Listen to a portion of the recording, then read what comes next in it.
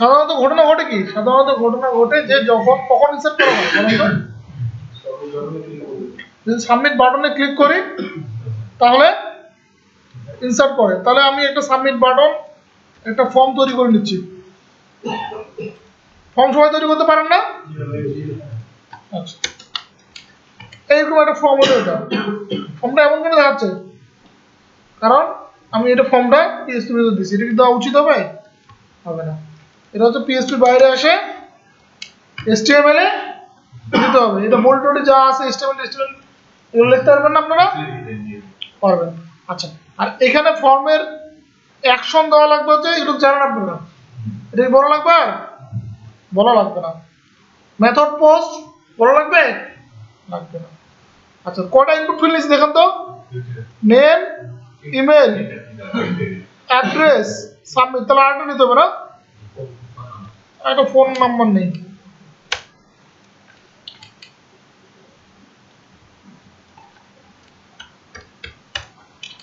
আচ্ছা, দেখেন হয়েছে না? আর কি আছে? সাবমিট বাটন আছে। তো আমরা চাচ্ছি এই যখন ক্লিক হবে তখন ইনসার্ট করবে। আচ্ছা, তো আমাদের সিলেক্ট কোয়েরিটা নিচে থাক। ইনসার্ট কোয়েরিটা নিচে এসে আচ্ছা, যদি সাবমিট বাটন ক্লিক করে তখন আমরা কোনো শো করেছি না, ওটার জন্য কি করছিলাম? আগেরটা রিকল করেন। ইফ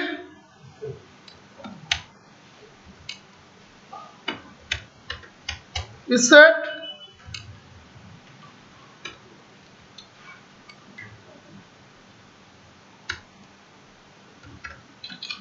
post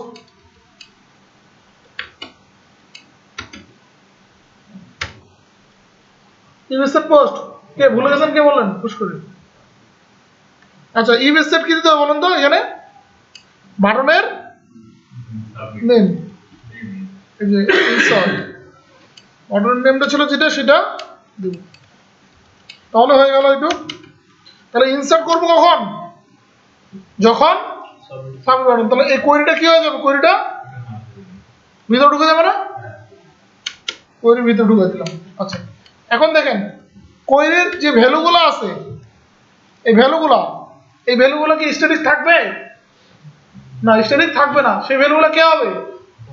ফর্মের ভ্যালুগুলো হবে। ফর্মের ভ্যালু। তাহলে ফর্মের ভ্যালু আমাকে ভেরিয়েবলে পাস করতে হবে, তাই না? আচ্ছা, ফর্মে আমার কি কি ভ্যালু আছে? নেম আছে।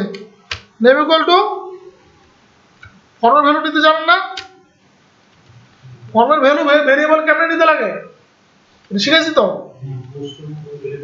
আচ্ছা, কে কে কে কে কার কার মনে নাই? আপনি বলবেন। আপনার মনে নাই? আপনার মনে নাই? আপনার মনে নাই? আচ্ছা, আপনার কারেন্সি কনভার্ট করেন না তাহলে? তাহলে মনে থাকবে না।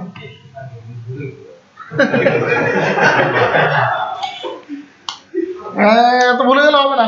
আচ্ছা, দেখেন এই যে পোস্ট, আমরা পোস্ট কোন মেথড ইউজ করছি? পোস্ট মেথড না? পোস্ট মেথড ইউজ করলে এখানে পোস্ট লেখা লাগবে। দেন এর প্যারামিটার দিতে লাগবে কি? কি দেওয়া লাগবে কি? এই যে এইটা এখানকার যে ফর্মের নেমটা আছে সেইটা দেওয়া লাগবে। ঠিক আছে? পরেরটা কি? পরেরটা হলো ফোন। ফোন। আচ্ছা, ফোন কি? আবার $_পোস্ট। এটা কি ছিল? এটার নেমটা কি ছিল দেখেন? এই যে ফোন ছিল। ফোনটা নিচে তাহলে ফোন দেই। তারপরটা কি?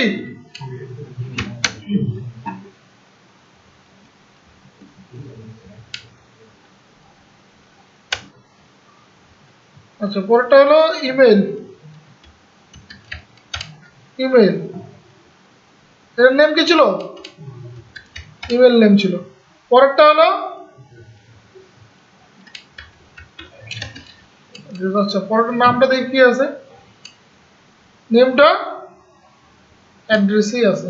আচ্ছা, অ্যাড্রেস।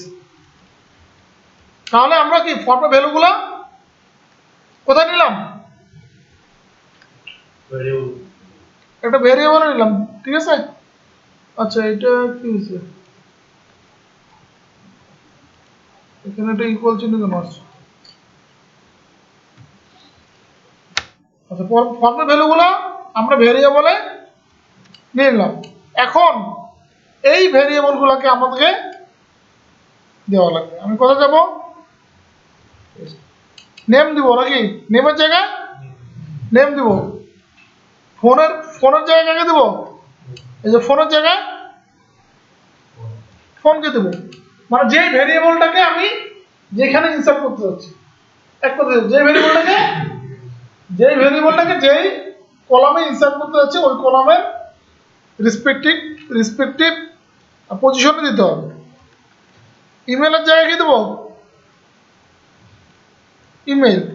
তারপর অ্যাড্রেসের জায়গায় দিব হচ্ছে, ঠিক আছে? আচ্ছা হয়ে গেল। এবার একটু এক্সিকিউট করি। কই এটা, আচ্ছা দেখেন আসছে, ফর্ম আসছে। তাহলে এক্সিকিউট করি, নেম দেই, তারপর কি ছিল? ফোন নাম্বার, তারপর কি ছিল? ইমেল,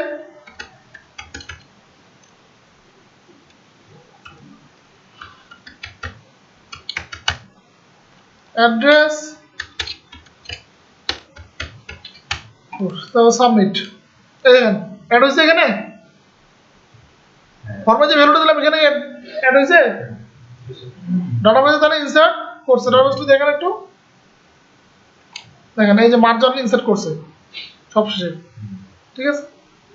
আচ্ছা এবার যদি আরেকটা ভ্যালু দেন, ধরেন আচ্ছা ইমেলের জায়গায় ফোন নম্বর, সরি মাঝেরটা ইমেল বক্স, তাহলে ফোন নম্বর না, দেখি একটু, মাঝেরটা হলো ইমেল বক্স, এই যে মাঝেরটা ইমেল বক্স, ঠিক আছে? ওই জন্য এই ঘটনা ঘটছে, লেবেল দেওয়া লাগতো। মাঝেরটা ইমেল বক্স, দেখেন হ্যাঁ মাঝেরটা ফোন বক্স। এই যে কি হয়েছে, এই দেখেন এই যে ফোনের জায়গায় ইমেল ঢুকছে, দেখছেন? আর ইমেলের জায়গায় ফোন ঢুকছে, বুঝছেন ব্যাপারটা? এই যে উল্টা পাল্টা হয়ে যাওয়ার জন্য এটা কেটে দিই, ডিলিট দিই।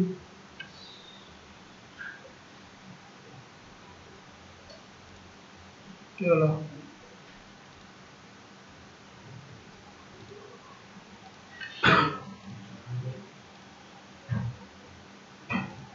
জানা গেল কি হয়েছে? আচ্ছা এটা ঘটনাটা ঘটলো কেন জানেন? এই যে দুইবার ইনসার্ট হলো কেন? আমি দুইবার রিলোড হয়ে গেছিল, ওই অবস্থায় সাবমিট অবস্থায় দুইবার রিলোড হয়েছে, ওই জন্য ওই ভ্যালুটা সে ধরে রাখছে। সেক্ষেত্রে আপনার করবেন কি, যখনই একটা ইনসার্ট দিবেন তখনই হেডার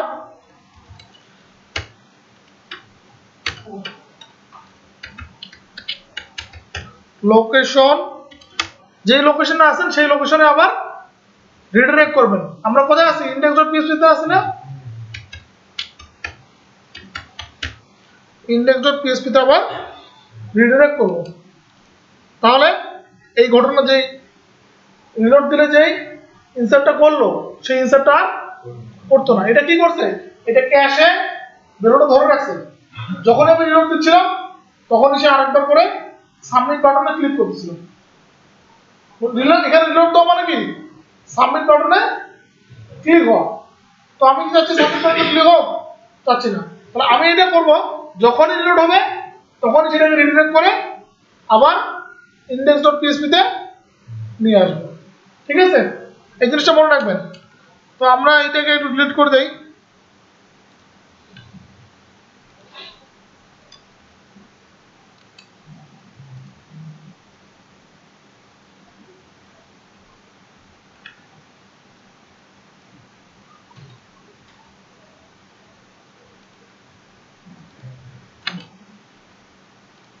আচ্ছা এখন যদি আমরা রিলোড দেই, নাই তো নতুন ভ্যালু যদি আপনি ইনসার্ট দেন কি হবে সাপোজ ধরেন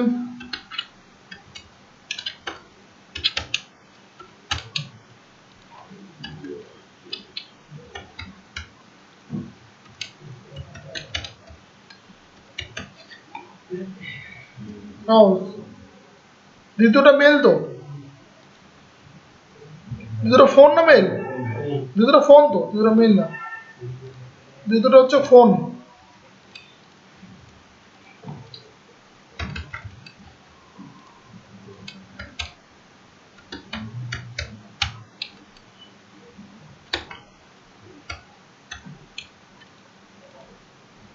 ইনসার্ট করছে ঠিক আছে আবার রিলোড এবার রিলোড দেন দেখি এবার হচ্ছে হচ্ছে না কেন কারণ সে ইনসার্ট করে আবার আগের অবস্থায় ফিরে আসছে বুঝছেন তাহলে আপনারা কিভাবে টেবিল থেকে ফর্ম থেকে ইনসার্ট করা যায় সেটা শিখলেন বুঝতে পারছেন আচ্ছা আর কি আছে ক্লাসে আজকে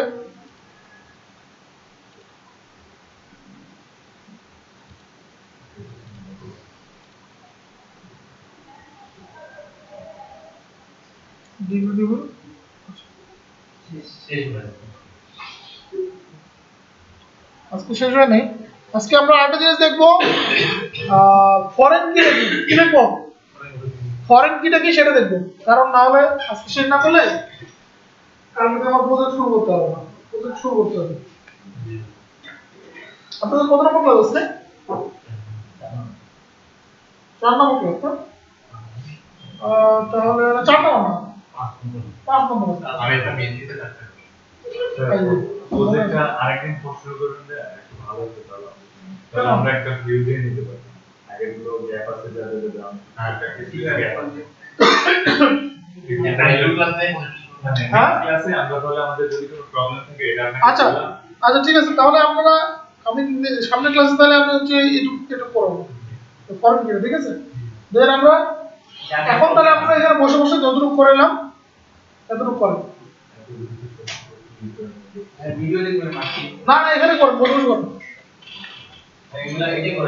হ্যাঁ কানেকশন দেন এই যে আপনার ধীরে ধীরে করা আছে দেখেন কোডগুলো সব লেখা আছে এখানে আমরা